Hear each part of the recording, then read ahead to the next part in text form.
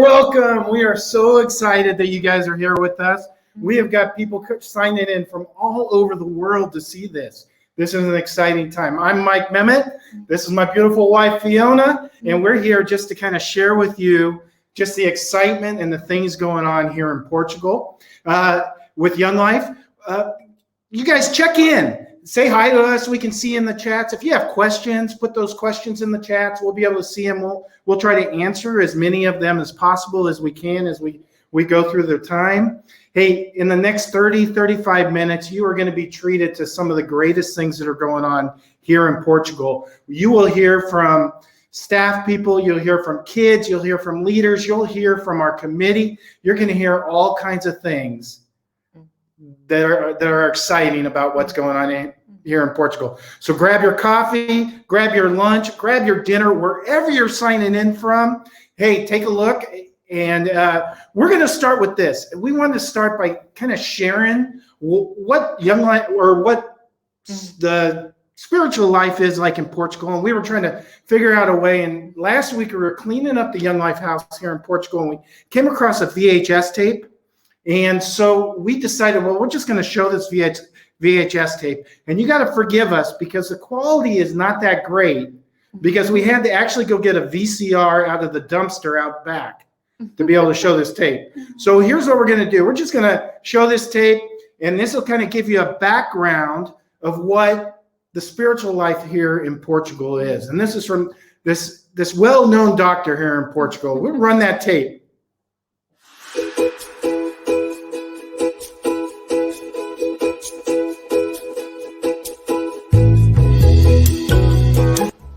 Oh, I didn't see you there. Hello, my name is Dr. Glima, and I'm here to talk about one of my favorite subjects, Portugal. And today, we're focusing on the spirituality and the spiritual journey of this great nation that is Portugal. Portugal is one of the oldest countries in Europe, making Lisbon one of the oldest cities in Western Europe. Portugal has a great history of travelers who got into boats and crossed oceans, taking tea to our friends up north, the British, and taking guns to our friends in the east, the Japanese. But also the ukulele, the most beautiful instrument, making the whole world a better place and making us all appreciate rainbows more. With the vast history of kings and queens and many saints that Portugal has had, our relationship with the church has been one of brotherhood and unity up until the modern history. With the rise of dictatorships across Europe, Portugal was no different.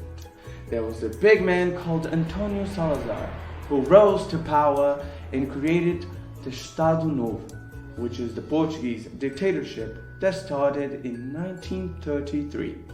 And Salazar used his own morals and oppressed the people of Portugal, making the church, the Catholic Church, its official religion, amongst many other things. With the fall of Salazar, like I said, in 1975, there has been a pushback against religion altogether. And officially, Portugal has no religion. And through the times and the rise of secularism, the youth in Portugal has been more and more against the church. Now, only a few families go to Catholic Church, being a very small percentage, and some say less than 1% would consider themselves Protestant Christians. And with that creates a culture against the church and against spirituality, making the youth very much against it without knowing why. And that, my friends, is where Young Life comes in. We take in count the whole relationship of Portugal and the church, and we make Christ known again. And that, my friends, is a little bit of the history of Portugal and why it's so necessary to have Christ and hope and love known again. I'm Dr. Lima. Thank you so much.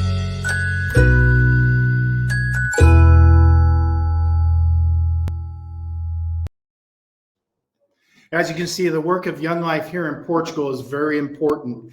And it's one of those things that I think people have asked me what the biggest shock of moving to Portugal was, and talking a lot about the small percentages of Christians that actually live here until you get here and realize that that's true.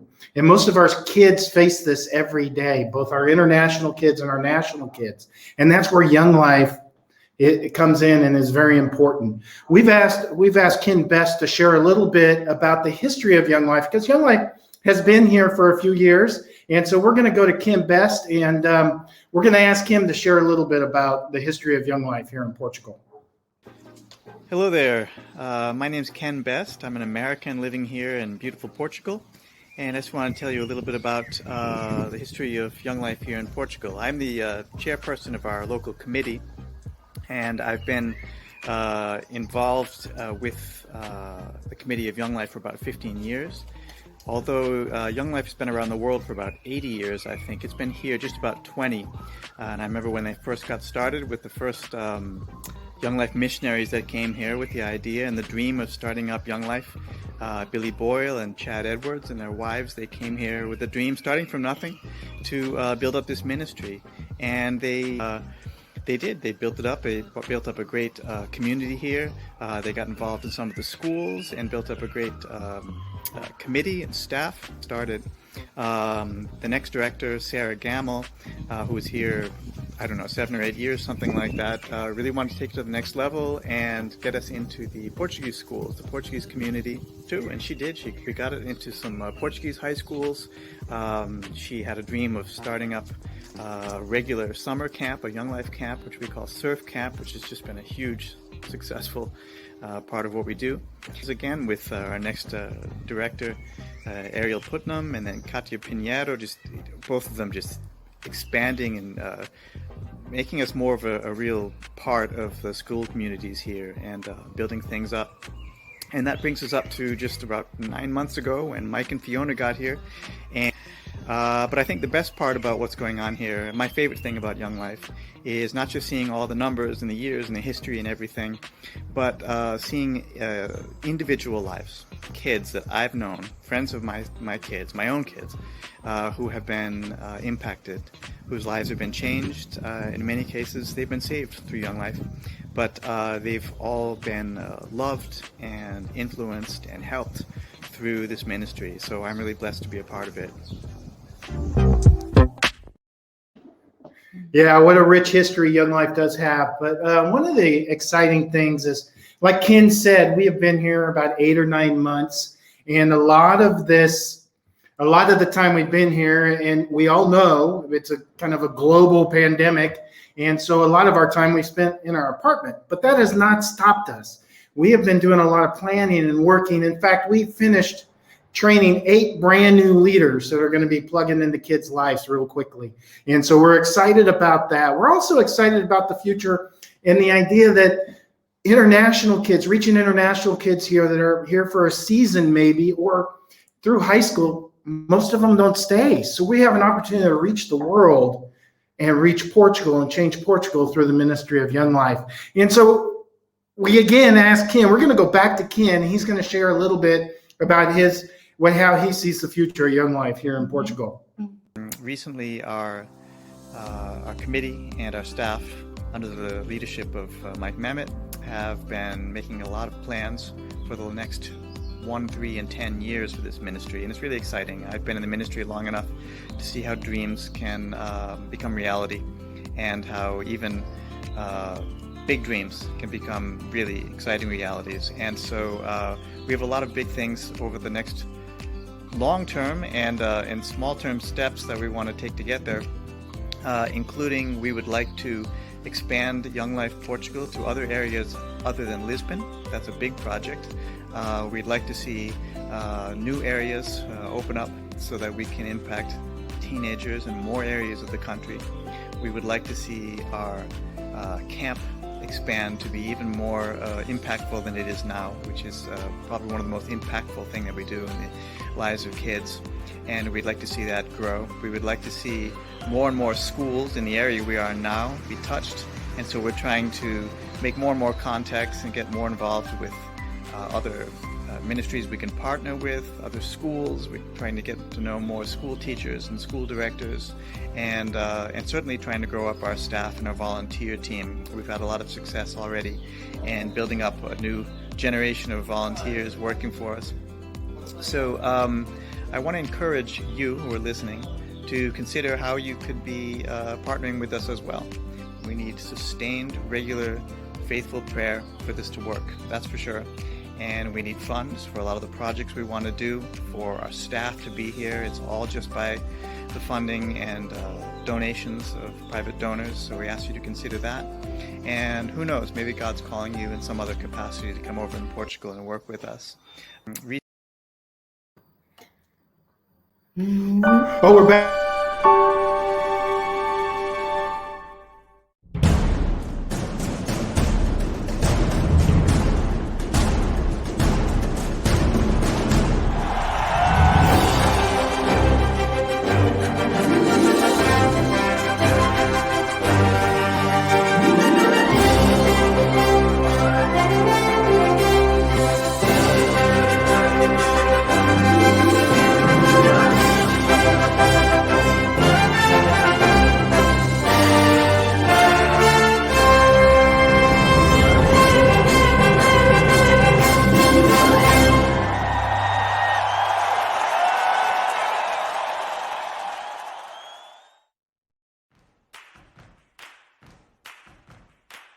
I think Young Life is a really cool place to kind of come and hang out with people my age who are also Christians, because especially here in Portugal and in my school, I'm probably the only Christian, so it's a good place to study the Word of God and get to know God better. Para mim, a Young Life é como se fosse uma segunda família, que podemos partilhar todos os nossos problemas e também as nossas vitórias. Eu considero a Young Life uma segunda família também, porque desde pequena que estou cá e desde pequena que partilho a minha vida com eles e até hoje têm-me ajudado sempre. A Young Life para mim é um sítio onde podemos ser só nós próprios e partilharmos tudo o que nós pensamos, as nossas opiniões, as nossas dúvidas, e podemos mesmo ser sinceros em qualquer coisa que pensamos e vamos sempre esclarecer qualquer dúvida que nós temos e vão sempre nos ajudar na nossa caminhada com Deus.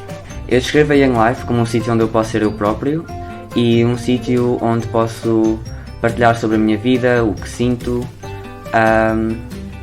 e também onde posso estar com pessoas que partilham a minha fé. I'm one of the only Christians, if not the only Christian in my school, so I'm challenged and tempted every day to do ungodly things, and Young Life has helped me to get to know God better.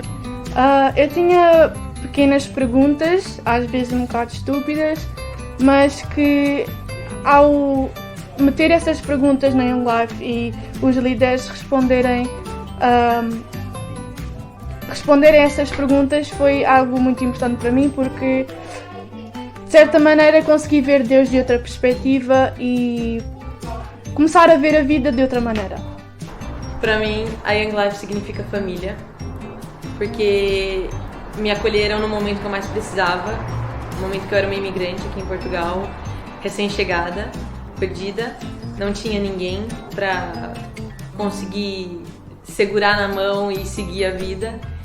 E foi na Young Life que eu encontrei esse refúgio, encontrei esse abraço e essa família.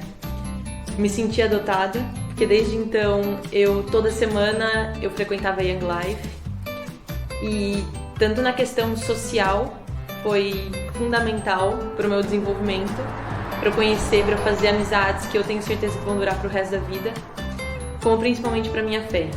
Foi a Young Life que me manteve firme com Deus desde sempre e nunca deixou eu me desviar do caminho.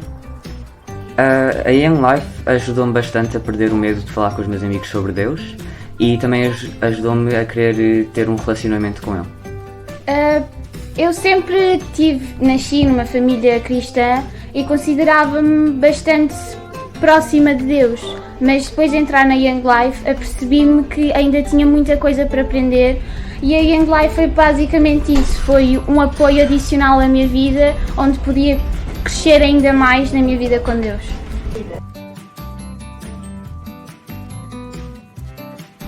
Depois de ter recebido o convite para fazer o treino para me tornar uma líder da Young Life, eu posso dizer que a minha maior ansiedade é eu poder retribuir para a Young Life tudo que a Young Life fez para mim. Retribuir para os jovens que vão chegar todo o amor e todo o carinho que me deram quando eu cheguei aqui como uma jovem perdidinha na vida. E ansiosa para ver o que Deus vai fazer com a Young Life em Portugal. Para mim, o meu objetivo número 1 em querer ser líder era poder atingir a vida de pelo menos uma criança como os meus líderes atingiram a minha, poder ser alguém em quem podem confiar, falar, além de poder ajudá-los, tentar ajudá-los em crescer na sua vida com Deus também.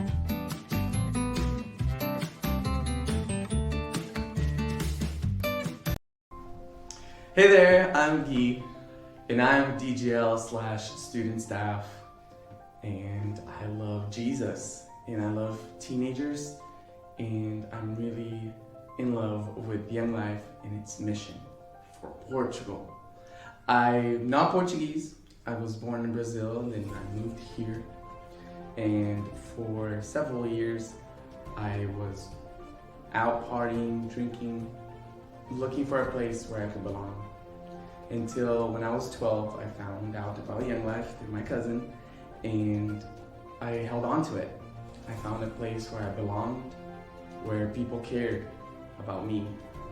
And it was one of the first places I ever found where people really saw the real me, and they loved me without judging. And once I found that, I held on to it, and once I found out what it was really about, and I gave my life to Christ. And I decided to start this journey where I am still today. And it's been a very long and very hard, but very worth it. And going out and being in the streets of Portugal, talking to teenagers, I see so much hopelessness, and I see so much despair and so much kids like me who are looking for a place to belong, a place where they can be themselves, where they don't have to fake it or be someone else, really. And being able to show the truth of Christ to them is why I'm still here, is giving them the most wonderful gift that ever existed, which is the love and the hope and the faith there is in Christ to teenagers who desperately want it. And being in Portugal has not always been easy. Like I said, I've had many people, many leaders, many people who I loved and loved working with come and go.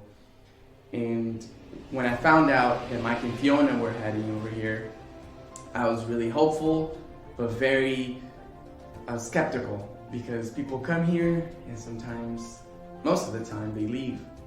But once I met them and I saw their heart and how much they love teenagers and how much they're falling in love with this country, I knew that it was real, and I knew that he's here to stay. So I'm really thankful that he's here, and I'm so excited for what the Lord will do with our team and through his leadership. Reaching out like we never did before, going out, reaching the kids that don't care about Christ, and showing them his hope and love.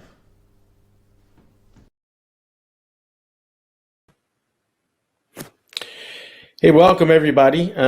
My name is Bill Reel, and I am the Senior Regional Director for Young Life in Western Europe, and I'm thrilled to be with you today. I'm so glad you had a chance to listen to these amazing stories from folks like Guy and others like Laura and Joshua and Asher and Anna and Luisa.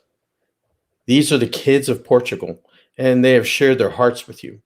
We're also thrilled, just as Guy said, I've been doing this for 44 years now, and when I come across extraordinary leaders like Mike and Fiona Memmott, and they come to a country like Portugal and already in 9 months have had an amazing impact, not only on the kids, the leaders, and the committee, we know we have found someone that's called to a country and called to have an impact in that country for many, many years. I'm here to ask you to invest in a partnership with us with Young Life in Portugal. I would love to ask you to pray for us, as Mike has already asked you to, that you'd pray. We'll need a lot of prayer to not only have a vision for Young Life in Portugal, like Ken Best said, but also not only to impact where we are, but to go to other places, to impact many cities, and to be a part of that. One way to do that, besides praying for us regularly, is to ask you to invest financially. We would like to raise at least $30,000 more to help Mike and Fiona to be financially stable in this country, and it's very important. So without this $30,000 more to raise, we won't have financial stability for them, and they would like to stay in Portugal for a long time. One way you can do that is to really consider giving a monthly gift. We are going to need some of you to prayerfully think about maybe giving $500 a month or $200 a month or $100 a month, or maybe just $50 a month. But anything that you give will have an impact on us reaching that $30,000 goal, which we'd like to do by this fall. Also, you could give a one-time gift, and you could do that annually, and there's a place to do that. I'm asking you this in an urgent matter because the time is now. As you heard through this time, the need in Portugal is an urgent need, and it's a present need. The Christian world in that country is literally decreasing every year. If we don't invest in the young people in this country, the future of the church is in a desperate place. The hope for Christianity to spread in Portugal, as well as Portuguese kids who will go all over the world, has to do with investing in them right now today. Otherwise, we won't have an impact for the future that will affect all the churches in this country, as well as the lives of people. So please prayerfully consider this gift. We're going to give you an opportunity to do that now. We're getting an opportunity for you to be part of the team in Portugal today and to respond to this need, which will impact a country for years. We're going to put up on the screen our giving link. And this is a place that you could either go online, you can write a check, you can give the gift to Portugal Young Life, or we're also going to put up a URL up here in the chat, and you can even click on that URL and you can give, to Young Life today. You could go on. And so we're going to give you some time to prayerfully think about that. Maybe you need some time to take a look at your finances. Maybe you need to talk to your spouse. I always think that's a wise thing to do. But most importantly, you have the opportunity to give to Young Life today by clicking onto this. I'm just going to plead with you to give generously, that we can reach this $30,000 goal, and by doing so, free up the Memmotts to invest all their time in ministry so we can go further with these 8 new leaders, with the excitement we have going. So thank you for considering this today. In a little while, Mike's going to come back and share with you all. But thank you for the time to be with you today. I really appreciate it. Hey, thank you, Bill. Did you want to say thank you? Yes, I would like to say thank you to all the people who are on right now, who are already partnering with us in ministry. And I want your generosity and your faithfulness has really humbled and changed me. This would have been a very difficult journey. It would have been an impossible journey. We wouldn't be broadcasting here from Portugal if it were not for you. So thank you so much. Yeah. And I also look forward to adding more partners to our growing ministry family. Thank you. Yeah, thank you so much for tuning in. Just to answer a couple questions, there are over 20 international high schools just in the Lisbon area, Markin. Just to answer that. Dr. Dennis, my Portuguese is coming along, but it's coming very slowly. In fact, Fiona's doing great at it. I'm a little bit slower. It's teaching an old dog new tricks, but I'm at it every day trying to get there. So we're working on it. But we just want to say thank you guys for tuning in. We are grateful for each of you, and we say, Bom dia.